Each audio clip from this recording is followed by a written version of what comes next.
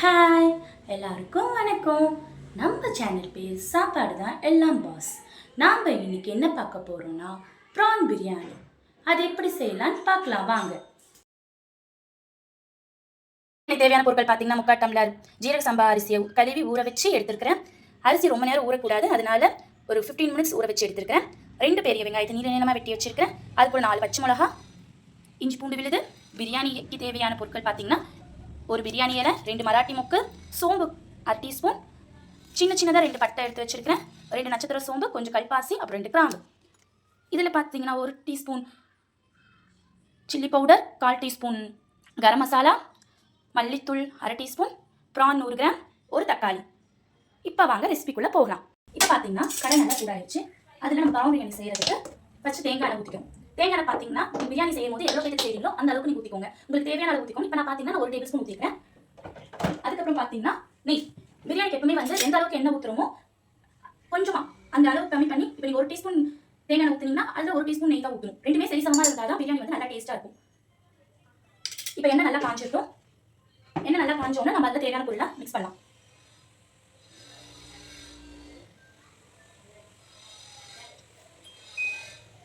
இப்போ என்ன நல்லா சூடாயிடுச்சு. இப்போ அதில் பார்த்தீங்கன்னா ஒரு பிரியாணி இலை, 2 மராட்டி மொக்கு, 2 நட்சத்திர சோம்பு, கல்பாசி கொஞ்சம் எடுத்து வச்சுக்கிறேன், அது கொஞ்சம் போட்டுக்கிறேன், பட்டை 2 கிராம்பு, அப்புறம் சோம்பு எல்லாத்தையும் போட்டு கொஞ்சம் ஃப்ரை ஆனதுக்கப்புறம் பச்சை மிளகா 4 பச்சை மிளகா போடுறேன். அது கொஞ்சம் ஆயில வந்ததுக்கப்புறம் நீங்கள் அதில் நான் 2 பெரிய வெங்காயத்தை நீளமாக வச்சுக்கோங்க, அதை ஆட் பண்ணுறேன். பிரியாணிக்கு எப்பவுமே வந்து வெங்காயம் இப்போ பார்த்தீங்கன்னா நல்ல பிரியாணி வந்து வெங்காயம் பார்த்தீங்கன்னா நல்ல கேரமைஸ் ஆகுது. இந்த ஸ்டேஜில் நீங்கள் பிரியாணிக்கு ஒரு ஸ்பூன் உப்பு போடுங்க. அப்போ தான் வந்து வெங்காயம் வந்து நல்லா வந்து இதாகும். வெங்காயத்தில் இருக்கிற நீர்த்தன்மையில் வந்து உப்பு வந்து நல்லா இருக்கும். அப்போ நீங்கள் பார்த்தீங்கன்னா கொஞ்சம் வெங்காயம் கொஞ்சம் ஸ்பீடாக கேரமைஸ் ஆகும்.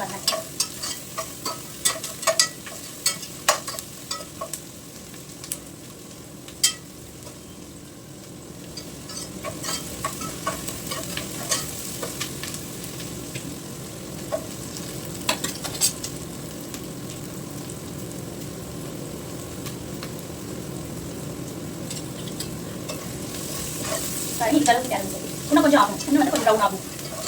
அப்போ தான் அந்த பிரியாணி வந்து நல்லா டேஸ்ட்டாக இருக்கும்.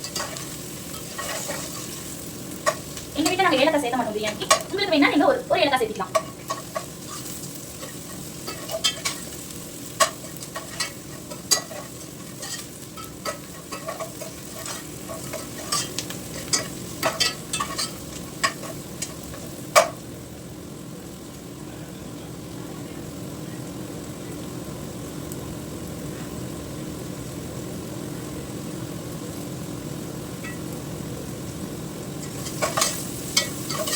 பாருங்க, இந்த அளவுக்கு கேரமைஸான போட்டு பிரியாணி. இப்போ நீங்கள் இதில் என்ன ஆட் பண்ணணும்னா இஞ்சி பூண்டு விழுது. இஞ்சி பூண்டு விழுது நான் 2 ஸ்பூன் ஆட் பண்ணிக்கிறேன். இஞ்சி பூண்டு விழுது போட்டதுக்கப்புறம் அது வந்து பிரியாணி பானைக்கு வந்து ஒட்டிக்கும். ஸோ நீங்கள் என்ன பண்ணலாம், இந்த ஸ்பீடாக வந்து அது வந்து நல்லா கிளறணும். அப்போ தான் வந்து இஞ்சி பூண்டு வந்து ஸ்பீடாக இருக்கும். நீங்கள் அதுக்கு இந்த ஸ்டேஜில் சிம் பண்ணி வச்சுக்கோங்க.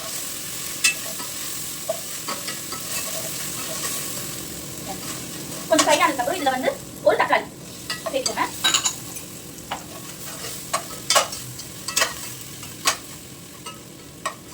தக்காளி ஆட் பண்ணதுக்கப்புறம் பிரியாணிக்கு தேவையான மஞ்சள் அதே ஒரு 1/4 டீஸ்பூன் சேர்த்துக்கோங்க. ஏன்னா நான் வந்து ப்ரான்லேயே வந்து மஞ்சள் கொஞ்சம் போட்டு கிளறி வச்சுக்கிறேன்.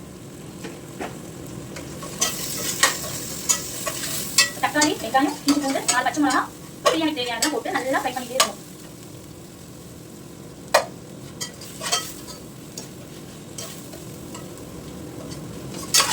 கொஞ்சம் எடுத்து வச்சுக்கோங்க. இந்த தக்காளி போட்டதுனால இஞ்சி பூண்டு வந்து அவ்வளோ சீக்கிரம் வந்து அந்த பிரியாணி பானையில் ஒட்டாது. ஸோ நீங்கள் டெய்லியும் கொஞ்சம் ஃப்ரை வச்சு நல்லா கிளறலாம்.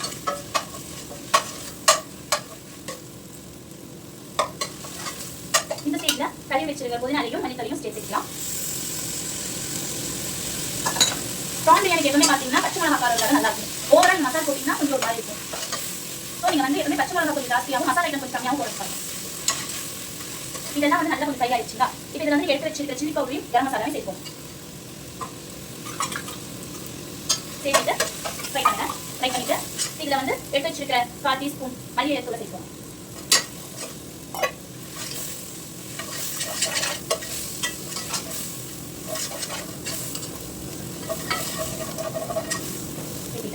வச்சுக்கோங்க. இப்போ எடுத்து வச்சுருக்க ப்ரான் சேர்த்துக்கலாம். ப்ரான் வந்து நான் காலையில் வாங்கினால நான் ஃப்ரிட்ஜில் வந்து மஞ்சள் தூளும் உப்பையும் போட்டு பெரட்டி ஃப்ரிட்ஜில் வச்சு எடுத்துக்கிறேன். நீங்கள் சமைக்க அந்த மாதிரி ஃப்ரிட்ஜில் வச்சு எடுக்கும்போது நீங்கள் எப்போ சமைக்கிறீங்களோ அதுக்கு 1/2 hour முன்னாடி எடுத்து வச்சுருங்க. எந்த ஒரு நான்வெஜ் வந்து நீங்கள் எப்பவுமே ஃப்ரிட்ஜில் வச்சு சமைக்கும் போது 1/2 hour எடுத்து நீங்கள் வெளியே வச்சாதான் அந்த நான்வெஜ்ஜோட தண்ணி வந்து கொஞ்சம் நல்லா இருக்கும்.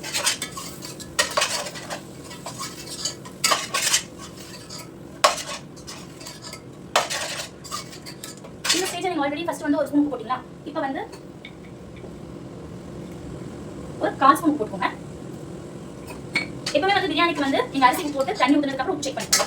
அப்பதான் வந்து எப்பவுமே வந்து பிரியாணி செய்யும் போது அரிசி போட்டு நீங்க தண்ணி ஊத்துனதுக்கு அப்புறம் உப்பு செக் பண்ணாதான் அந்த உப்பு வந்து லைட்டா கறிக்கணும் உங்களுக்கு. அப்பதான் வந்து பிரியாணில அரிசியில நல்லா வந்து அது இருக்கும். இல்லைன்னா நீங்க கொஞ்சம் உப்பு போட்டு ஓகேனீங்கன்னா அது பிரியாணில வந்து உப்பு இருக்காது. பாருங்க நல்லா ஃப்ரை ஆயிடுச்சு. இந்த அளவுக்கு டொமேட்டோ எல்லாமே வந்து புதினா எல்லாம் மல்லி தலை எல்லாமே நல்லா ஃப்ரை ஆகி ஸ்மாஷ் நல்லா இருக்கு. இப்போ இந்த ஸ்டேஜ்ல நீங்க வந்து பிரியாணிக்கு தேவையான அளவு தண்ணி ஊத்திக்கலாம்.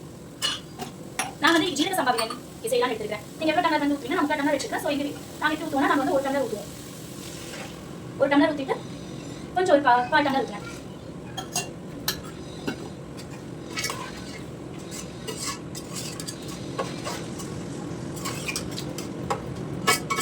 தண்ணி ஊற்றுனதுக்கு அப்புறமே அரிசி போட்டுறக்கூடாது.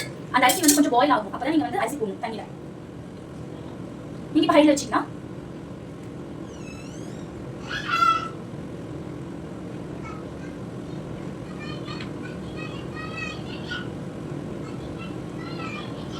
பாருங்க தண்ணி வந்து பாயில் ஆயிடுச்சு. நீங்க எடுத்து வச்சுக்க அரிசி வந்து சேர்க்கலாம். அரிசி சேர்க்கும் போது எப்பவுமே கையில் எடுத்து பரவலா போடுங்க. அப்படியே எடுத்து கொட்டிட்டீங்கன்னா கொஞ்சம் நல்லா இருக்காது. மசாலா எல்லாமே செட் ஆகாது. சரி பரவலா போட்டுருங்க.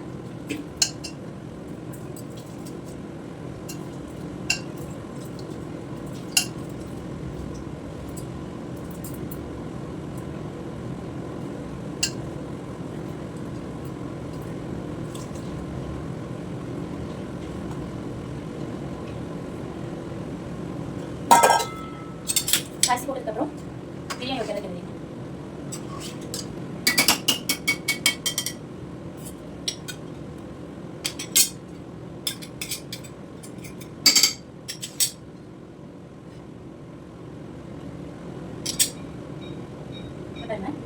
அரிசி போட்டதுக்கப்புறம் தண்ணி கொதிச்சுச்சுன்னா இப்போ இந்த ஸ்டேஜில் பிரியாணி மூடி வச்சு கொஞ்சம் சிம்ல வச்சுக்கணும்.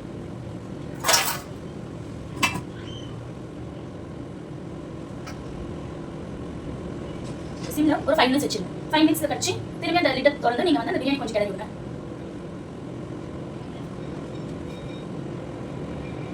சிம்லேயே ஒரு 15 minutes விட்டுருங்க.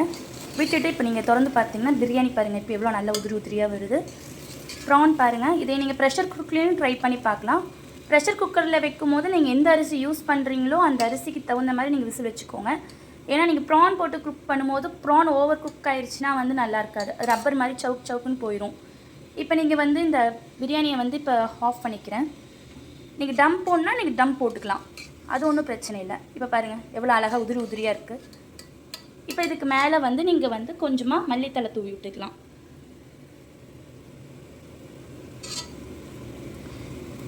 இருங்க நான் பிரியாணி எப்படி இருக்குன்னு நான் உங்களுக்கு டேஸ்ட் பண்ணி பார்த்துட்டு சொல்கிறேன். ப்ரான் பிரியாணி இதை வந்து தயிர் பச்சடியோடு வச்சு சாப்பிட்லாம். நான் உங்களுக்கு சாப்பிட்டு பார்த்து எப்படி இருக்குன்னு சொல்கிறேன். ப்ரான் சூப்பராக குக் ஆகிருக்கு. நீங்களும் இதை வீட்டில் ட்ரை பண்ணிவிட்டு எப்படி இருக்குன்னு கமெண்ட்ஸில் சொல்லுங்கள்.